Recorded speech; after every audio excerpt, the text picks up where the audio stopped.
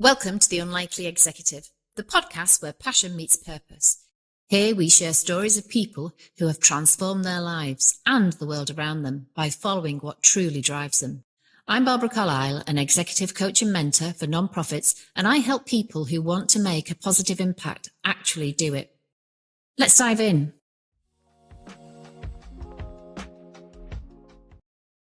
So welcome. Today we've got Alan Adams from Southport Flower Show, and I'm curious to know, Alan, how did you end up at Southport Flower Show? Hi, Barbara. Good to see you. Southport Flower Show, wow, crikey. I've been involved in Southport Flower Show for coming up 20 years. 20 years. 20 years, yeah. CEO for 20? No. So my official title at the moment is General Manager of Southport Flower Show and Victoria Park Management Company, otherwise known as Victoria Park Events. Yeah. But no, I've been involved in Southport Flower Show since 2005. A very good friend of mine, way back when, asked me to come and volunteer. A gentleman called Terry Tasker, who's very well known in the horticultural world in Southport, and been involved in the show as a volunteer for many years. Is one of the main stalwarts of the show. He asked me to come and volunteer in the amateur marquee in 2005, and never looked back. I've been involved in the show ever since. So from volunteer to general manager. Yeah, a few steps in the way. Yeah. So 2005, I was involved in the show, came to do a little bit of setup in the amateur marquee, stood behind the counter when the public arrived and said, toilets are over there, the arena's over that way, buy your food down there, have a nice day, thank you very much. Loved it, fell in love with it, got the bug. And yeah, I've done every show since. That was as a volunteer. Yeah. So I started off as a volunteer in the amateur growers marquee for a number of years. Then I became assistant manager of the amateur growers, all volunteering, volunteering this. And then I became the manager of that marquee. Voluntary, yeah. I've been a volunteer for most of my life in other aspects as well. And in my previous work life, I've been a big volunteer and, love doing it because I love giving back to people. But did that, and then I got asked by the general manager at the time to come out of that marquee and be a bit of a grounds manager, event manager, volunteering again. I ended up actually having 2 weeks off work after my civil service career and spending 2 weeks of my leave down at the flower show, helping set up the show. Wow. Then help deliver the show, help be there. I've been there, done that in terms of show time, if you like, to help out. Then I kind of got a little bit involved in the office. I was helping making the tea. I've even hoovered up in the office just as a volunteer, just to be part of it. I had a great team working with me in the amateur marquee, so I got that's why I got pulled out. And then I got asked to join the board of directors. So where we're governed by a board of trustee directors. And back in about 2017, 18-ish, I was invited to become a trustee director. So from volunteer to trustee director. And then I managed to successfully get the job as general manager back in January 2020. Wow. And a few things have happened since then. Yeah. And it's packed, isn't it? I mean, the Southport Flower Show is packed with people and exhibits. And the amateur marquee was also rammed with, everything from... They didn't have the bee stuff is in another, the honey is in, and that's a serious, the sort of what was being created in the bee and the honey marquee was pretty incredible. But in the amateur, it just covers so many different things, doesn't it? And again, and if you think of it, Mum, as well, that's kind of only a small part of the show. Yeah, really. Oh, absolutely. I mean, it's very integral because we're a flower show and predominantly flower show. And with that, again, the ethos of the charity is to promote horticulture as well and to educate. Awareness, all about all things. It's from the ground, from your fork, from the ground to the fork on your plate, if you like, and using all that. But that's the amateur is just a very small part of it, really. Apart from that, we've got the honey and bees. There's so much. We could fill the podcast of me talking about content of the show, which I'm sure listeners will probably get a bit bored about. But we could because every area is absolutely fantastic. From the amateurs to the professionals. Obviously, it's for horticulturalists, but it's not just for horticulturalists in Southport. It's not just for horticulturalists in the Northwest. Do people come from all over, everywhere to the show? Oh, crikey, yeah. There's a guy who's a very good rose grower, comes away from Andover in Kent as well. We've had people from Scotland. The show is well known, We've been going for 100 years now, so we've got a bit of a rep. Yeah. People know about us, we're the largest independent flower show in the UK. We attract, as we know, over 50,000 people each year, going for 100 years. So we must be doing something right. Yeah. But the show's evolved as well over recent years, whereby years gone by and the days pre-festivals and pre-kind of TV channels that we were predominantly a flower show in the early stages. but it's much more than a flower show these days. You know, flowers are very important. That's our main part of the show, obviously, and the show gardens and the ground floor and the amateurs, you know, and the floral art. That's really what drives us. That's what we do. But we now got so many things that's added on to the show. We've become more of a flower show and a lifestyle show now. Because you can come in, and you know, Barbie, again, if you've been, but wow, what a show. You know, you're never bored. There's so much to see, so much to do. You know, rabbit in the headlights. I was like, which way should I go, left or right? But presumably, when you joined 20 odd years ago, you didn't plan to be the general manager. What? No, not at all. No, absolutely. Wasn't your grand plan? I was going to say you're a bit slow if it was. I would have. Yes, it would have been. Yeah. Well, no, I was a career civil servant. You know, 30 years. I had a great job at Smedley Hydro, place in Birkdale. You know, I thought I was going to be there for life. Yeah. Thank you very much. Progressed through the ranks there. Did quite well in my career there. Got to a grade 7 senior manager role. And I was actually, my last job in the civil service, I was travelling the country installing secure networks for various departments, you know, and it was great, you know, great, but also hard work. It was hard work, you know, despite what people may think about civil servants. We do work and it can be hard work and it can be quite taxing at times. But no, I mean, I've always kind of, again, volunteered, and I've always probably felt that's not necessarily my calling, although I spent 30 years in the service. But even now, even in my own team, you know, I see very much the value that, you know, times are tough. Yeah. You know, and working can be tough, and working certainly in big organisations. And, you know, when you're there trying to process things and not moving widgets about, but, you know, it can be quite taxing, quite boring. So I've always wanted to give people a bit of an outlet, a little bit of something different to look forward to, you know, whether it be a fun day, a quiz night, wine tasting I used to do, gym nights, tickets for events at discounted rates, afternoon teas, you name it, I've done it. And I get so much thrill about doing that, giving back to people, that above anything else, it's great. And I think that kind of led me into the show, really, you know. So it was a slow burn, but I always probably because I got more involved in the show, getting to know the show more.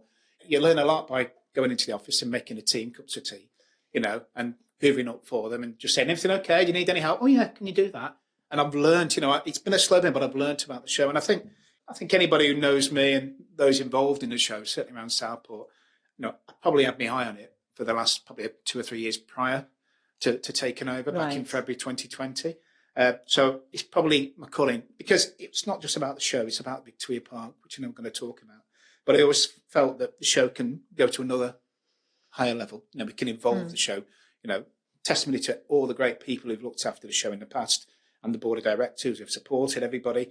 But, you know, there's always scope for improvement, and always we can evolve. And we've got to evolve. We've always got to change in life. But also on the Victoria Park, turn it into a premier event space, which I think we're succeeding in doing that. But so it's slow burn, but I always wanted it. And obviously with the timings, wasn't really great for when that opportunity came up. Why weren't the timings great? Well, COVID. Oh, I see. Yeah. Just checking. Well, you would have thought, you know, I mean, again, dream job. It's my dream job. We talked about it in 2019. The previous general manager decided to step down. I was kind of not earmarked, because all fair and above board, very transparent in our process of appointing. But, you know, I was successful. You know, I always felt I was probably the right man for the job, because I've been there, I've done it. You know, there's nobody, and I'll argue and I will challenge anybody. You know, there's lots of people been involved in the show in Southport, and that's why it's been so successful with the support there. But, you know, there's nobody probably in recent years who've spent as much time there and drawn blood, sweat, tears, especially in COVID times. So it's really tough. You know, I'm 100%, you know that, Barbie, you know what I'm like, you know, and many people do. I'm so committed to not just the show, but to the park and to this town. Yeah, but what is it that you know, you're contributing to something through the park and through the show? What is it that's making you? I think it's a desire to, again, give back. I think it is. So what is Southport Flower Show giving back? Well, we're giving back a fantastic event. Yeah. Obviously, you know, arguably the largest event in the town, with the 4th largest paid event in the Liverpool City region, that many people don't realise. We're totally independent. Yeah. You know, as is the park. You know, that's why we have to generate money to pay for the park every day of the year, which is maybe what we may come on to if we have time. But it's also, again, it's bringing people into the town, you know, and that's what's really, really important. You know, the flower show alone is worth about £4.5 million to £5 million. And that's over a 4 day? Call it a week, because you'll have people then staying a couple of days before, maybe a day or so after. But, you know, But to generate that amount of income in such a short space of time, and certainly, and that's what Southport needs, to do that. We've got a bit of an ethos and a mindset. I've had this from day one. 51% of me, very much, I love my job. I love my job. Do you love your job? Of course I do, yeah. Absolutely. Absolutely. It's difficult. Yes. I think it's arguably one of the most difficult jobs in Southport. Now, doctors, nurses, don't, no, in context, but it is because there's challenges. There's lots of challenges there about funding and bits and pieces. And to deliver a show that's probably, that where we make most of our money to pay for the park and pay for the staff over 4 days and the risks involved with bad weather, it's a challenging job. But I love my job. I've got a great team. I've had people come, and some people go, all contributed to the success of the show over recent years.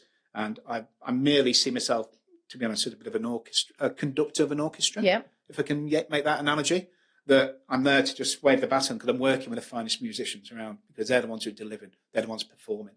I'm there just to keep people in check. But what it gives back to the town, puts us on the map, gives Southport a reason for being. We're playing a small part of this. Yeah. And then if you think about other things that we do on the park as well, we talk economic value just for the show. But if you think about now all the different events that certainly I've tried to bring in since I took over, from anything from car shows to dog shows to music, the comedy festivals on the park now. We've got the food and drink, obviously. We've got new events coming. We've got an ambition to have big music here. That's definitely one of my ambitions, to bring a big music act to the town. We are giving back, 51%, flower show, look after the team, look after a fantastic park and an asset we've got in Victoria Park, deliver a fantastic show. But the 49% of our ethos is then giving back to Southport. It's vitally important, especially this year with the tough year we've had, but trying to help giving people, the chance. This Southport's all about that. What are we anymore? People keep saying to me, what's our identity? What are we? Are we a coastal town? Well, unfortunately, at the moment, maybe no, we're not, because the pier and obviously the sand and the beach. But what are we? And the shopping, the retail, we're not a retail destination anymore. What are we? I think we're more of a leisure destination. And you were talking to me before about the sustainability aspect, so from the environmental ESG point of view, and I can see how the show on one level can embrace that sustainability, but what more can you do or should we be doing around sustainable leisure, sustainable horticulture? Yeah, I think there's loads. I think we're just scraping the surface. Oh yeah, we have to. At the moment, and I think we've kind of, I think in all admittance, and I think past people and past board will probably say, well, that's we deliver the show and that's it. But we know we're doing it now. We've just had a sustainability report that we joined in with Sefton Council, a commissioner company. So we took advantage of that to actually have a free sustainability report on the organisation. So I'd encourage anybody, if it's free and out there, do it, because it will highlight some of the good things you do and the bad things you do, and also have an action plan, how can we move forward. And I think there's also moves in Southport as well. There's a Southport Sustainability Group just been formed, really good, really proactive, and really encouraging to say lots of people working together. The show alone, though, obviously, being such a big show. Yeah. What we've tried to do just in recent years, again, something as simple as the plastic covering. Again, we talked the amateur marquee, it's a big marquee. We used to cover all those tables with white plastic. It's like, you imagine that in a landfill. So we've got rid of that. We now use biodegradable black cloth. So, small changes. Yeah, things that people might not notice, but actually make a massive. You don't know, yeah. And we encourage, obviously, now with the food and drink folk that you can't use, you have to use recyclable kind of forks and trays and like. So we work with them. Our volunteers, we have over 200 volunteers that help look after the show, which are amazing. Again, from a volunteer background, I love the volunteers. The next general manager in there, maybe? Maybe. Hey, you know what? Quite possibly. Yeah. Because you've got to have that love, that drive, that passion, that commitment. And, and I did it the long way, but I did it from day one, and that's where they are. But even things like that now, very kindly, we worked with one of our sponsors last year, Fletcher's, who provided reusable water bottles. So we didn't give out bottles of water to our volunteers. We gave them one bottle. Here's a water station, refill. Yeah. So subtle things like that. And then also on the carbon footprint, we try to use local suppliers as much as we can. Yeah. Really. So again, reduce the miles we'll drive. And we talked briefly before about like what happens at the end of the show, because there's lots of like things left over of a show. What it doesn't go to landfill and doesn't necessarily get recycled. You were saying that it's certainly in the amateur marquee. What we've done the last couple of years, we've had the likes of the food banks come. I mean, some of them, to be honest, I wouldn't eat some things that's been left in the marquee. Don't be so cruel. No. They tried hard on that one. They are wonderful and they win awards, but in a heated and a humid marquee, you can imagine there's certain things a little bit. Yeah, there's anything with raw egg in may not be best. Maybe not shared. But we do that, and where we can, we used to sell off flowers in the past for contributing for the Southport Lifeboat Fund, and then we've given lots of spare stuff edible, provided it's okay and it's at their risk, away to the food banks. Do that. If we've had samples for different events, we do as well. We've tried to give back. Certainly, we've donated to the soup kitchen in the past. So we try our best to actually give back. We try to reduce what we put in landfill. Obviously, a massive show, so there's always going to be little bits, but we're going to continue to look as the years go by. What can we do, and how can we reuse things? How can we make sure it's not going to be damage to the environment as much as we can? You can't always be well liked. Yeah. In terms of management, if we're talking management and leadership. Don't ever go into being a leader thinking you're going to be the best friend of everybody. Yeah. Because I've been there, done that, tried to look after people. I've always tried to look after people. Some people may not agree with decisions. Some people may not agree with the route. I've never been nasty with anybody. Really haven't been. I've tried to be as nice and as pleasant. And that's one of the key things. I think if anything, I like to think I'm a pretty nice guy and I can talk people. And it's about respect as well. Yeah. And it's not a superpower. It's just maybe some strengths, but superpower is that I want to be treated. So we turn it around. I will treat people the way that I would want to be treated. With a little bit of respect. Yeah. Right, to do that. Very fair. I don't look down on anybody at all. I never have done. Even my civil service career, when there's grades. Yeah. And I got to quite a good grade. I've never kind of looked down on anybody. We work on an equal. We're a team. Working as a team is really, really important. So I think one of the things that I like to see beyond the grades, beyond the pay scales, beyond you've got more money than me, or, that person's an MP or that person's a local council. It doesn't matter to me. You are you and I deal with you. But everybody, and we've got a reputation again at the show, to be honest. And you look at other shows in the country, like the RHS shows, very formalised, great what they do. Yeah. Obviously got lots of more money in the bank, so they're very more self-sufficient compared to us. That we have to kind of look after ourselves with no other funding. That certainly that everybody comes to our show. Does not matter who you are, whether you are a volunteer, whether you are a celebrity that we pay quite a lot of money to be there, whether you are a trader, an exhibitor, a security guard, does not matter. Job to me. You all get treated fairly, nicely. Smile on the faces. And I think we've got that reputation. And it's not just happened recently. We've had it for a while. But, in terms of we are the friendliest show. Yeah. You have celebrity guests coming up to you and going and giving you hugs, at the show. Going to Alan, the likes of Phil Vickery, name drop, sorry. Yeah. But Phil is a good supporter. National TV chef, been all over the country. Hugged me this year. Round, big squeeze. When Alan said, this has got to be probably the best show of its kind in the UK. And getting worked up. Yeah. It's strange, isn't it? It's strange. It's weird how you start talking and emotions come through. But to get that and a little bit of kind of a tick box to do it, that's what we do. That's what we strive for. And that's what it's about. And we're a company, we're an organisation, we're a charity. We have to make ends meet ourselves, and everything we do at the park goes back into look after the park, goes back into do that. A lot of people still don't realise that. Yeah, so much relies on the success of the events and the success of the Southport Flower Show. Can I take you back to, you say you were in the civil service. Can I ask you what your dream job was when you were growing up, if you had a dream job?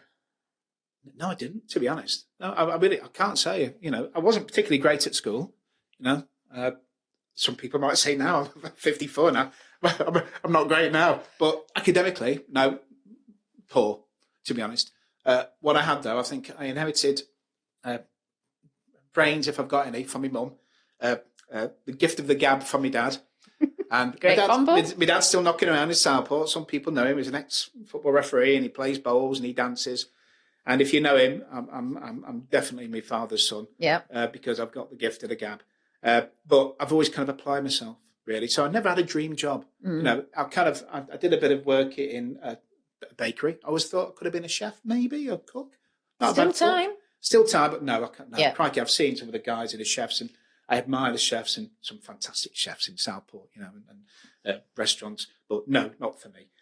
Skills wasted. I'm good. Make a roast. I'm all right. Thanks very much. And I don't have time to cook anymore, really, unfortunately. But no, I did a bit of work in bakery. People have been in Southport for a while. Sugar and Spice, Wilman's Bakery. Did a bit of work there. I was about 16. Didn't really know what to do. Got a place at business management school, thinking I'd do that. Didn't kind of work out because I was sick for the first 2 weeks. I was having an operation. Fell into helping out at a nursing home. So I worked in a nursing home for a couple of years, getting the shopping, helping the guy fix maintenance, and then kind of not stumbled, but I had friends who worked in the civil service. Got in there in 1989, and then and kind of applied myself through that. Well, got in, carried on. 30 years in the civil service. And what I've always done, again, I'm not cleverest, but again, I've had the talk. I've been able to talk and meet people, and service provider, worked in facilities, worked in IT for most of my time there, project manager as well. But applied myself. I think it's application and drive, passion, commitment to the job. Yeah. And I think I've kind of learnt my leadership management style more from an observational and also from a chance to say, looking at it and going, well, I can do that job. I can do that job at that level, because I wouldn't necessarily do that, or I would do that, but I'll take from there and I'll apply it my way. So believing in yourself and having a sort of creative mind to think, I'll assess how they're doing it and I could do it better, or actually they're doing a really great job. Doesn't work with everybody. No. You know what I mean? And you see that. And I've tried to also encourage people. I've sat on a lot of interview boards in the civil service, and tried to encourage people and develop people as well and help them with application forms. And again, it's probably down to that bit that I love nothing more to see people do well, enjoy themselves. But it's hard to put a finger on it in terms of what makes a good manager, what makes a good leader, but application and confidence. I mean, look at me, I'm 54, short, fat, baldy guy. I'm not 6 foot. I say nothing. No, okay, well. Oh, I could have said the camera never lies. Nice jumper. Yeah, I'm not even dressed up today now. I haven't got my nice suit on. But it's one of them that you've got to make the most of yourself in life. And again, for me, I think passion, commitment, to deliver something that's really great for the town, and for the organisation, the company. I love it. I just love that, and I thrive off that. But also but having confidence to do it. And you look at me and you think, crikey, I'm not really. I probably have always had that confidence, really, and the confidence about going for something and gaining what you want to achieve. I want to go to the next level in the civil service because I want to get my AO. I was made up when I got from administration assistant when I first started to get my administration officer. That was like, wow. But I did that because there was others of that grade, and I went, I could do that. Why are they getting paid more when I can actually do that? I know what they're doing. And it's not no detriment to anybody else. Yeah, but it's that self-belief, isn't it? And it's self-belief. And I think the self-belief and the confidence, certainly for me, is probably over in any other kind of academic qualifications, and common sense. Oh, common sense, yes. Yeah, that thing that we used to have, and not many people do have. And again, back to management, and even in the civil service, I try to apply it. What I do, try to apply it now. And empowerment as well of your staff. That's very key to do that. Respect your staff, empower your staff as much as you can do. You're able to make them feel wanted, make them feel believed, and that's what we try and do now. But certainly in the civil service, and you think common sense. There's so many guidelines and legislation and policies for this, and fear of doing something that's not not the norm. Yeah, and sometimes you've got to take a risk. And again, not that we work at risk, but you do because there's risk in terms of weather and funding and this and the other. But sometimes you've got to just go for it. You've got to go with your heart, as well as your head sometimes. But for me, it's very much about common sense. What I'm trying to say is that look at the rules, look at the guidance, look at the legislation, whatever that may be. Be honest. Yep. Be transparent. Be open. That's what we are. Very much what we are as well. But also sometimes if you're going to have a chat with somebody's been a bit of a so and so. Yeah. Then let's just say, hey, pull them to one side. But I've seen it in my last few years in the civil service is that people have been scared of doing the wrong thing. So it's very much about, if there's a balance, do the right thing in terms of the rule, but also try to apply sometimes common sense. Yeah. Have a chat first, understand what's happening. There may be other things going on, in their lives, their mind, that's affecting their behaviours, their attitude, their performance. And I think sometimes, certainly my last few years, a few of that's gone away. And I think maybe we just need to revisit that kind of common sense approach sometimes. Yeah, and listen to yourself as much as you listen to others. And leads me nicely on to the question I wanted to ask you. If you were acting as a mentor or supporting a new CEO into a role, what would you recommend they do in the first sort of 90 days? Well, first of all, get to know your staff. Definitely. Right, have a chat with them. That's one of the first things I did. I took everybody out and actually went to Dobby's. I think 2 hours. Dobby's is a garden centre. Dobby's is a garden centre. So it was great because take them away from the work environment. Get to know your staff. Obviously, we're fortunate we had a small team to do that. You can't do that with big national people, but try to get to know your staff. Understand the work that they do as well. Again, I've always had the mindset that I wouldn't ask my team to do something that I'm not prepared to do myself. Right. And you've done most of the things in there. I have, but only at a certain level. The team are great and the other team are experts, and I've not done everything, but I've done a lot there and mucked in. I've always rolled my sleeves up, be prepared to roll your sleeves up and muck in as well.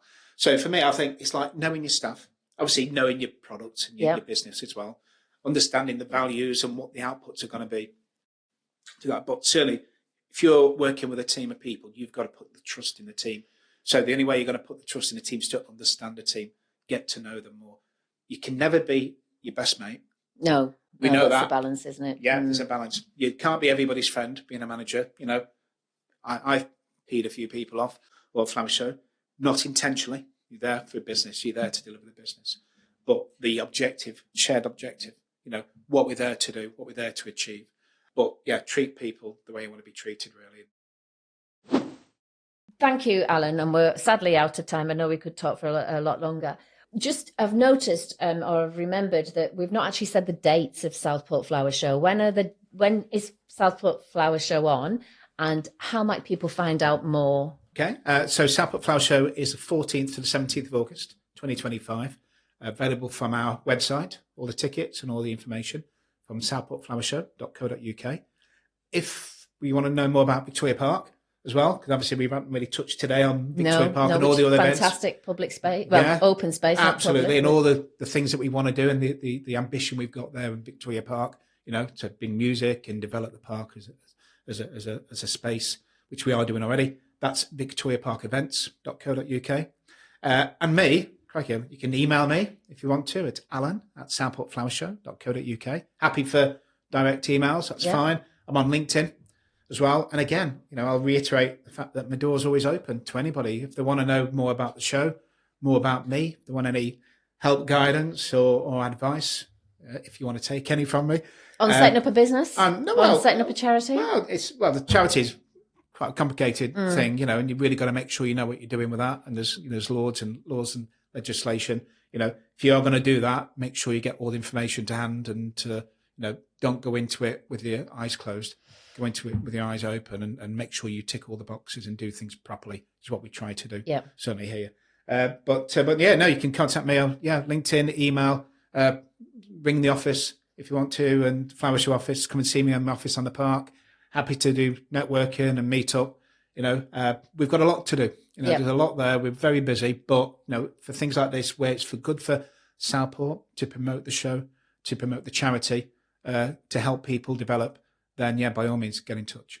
But we've got to get people in and start spreading the love. From the city region, it's 45 minutes down to, from the central to Southport. Yeah. Or Birkdale and Hillside's a bit easier. Get off, come to some of the events, come and see the Atkinson, come and see the Emlet when it's been built. Come and see the Wayfarers Arcade. Wayfarers Arcade, which is an amazing building. There's so much there that I think we've got on offer that it's about selling ourselves, but it's also there having a voice. Yeah. And we're back to that voice again of making sure Southport, we work together, we shout together. We've got such a brilliant town here. And there's nothing, there's nobody more than, I'm not saying me, but a lot of others who are there very much about, we want this town to succeed. And if we can play a tiny part in it, job done. Yeah, brilliant. Well, thank you for your time, Alan. Just really nice talking to you as usual. Thank you, Barbara. No, thank you for the opportunity for letting me be on your podcast. Yeah, thank you.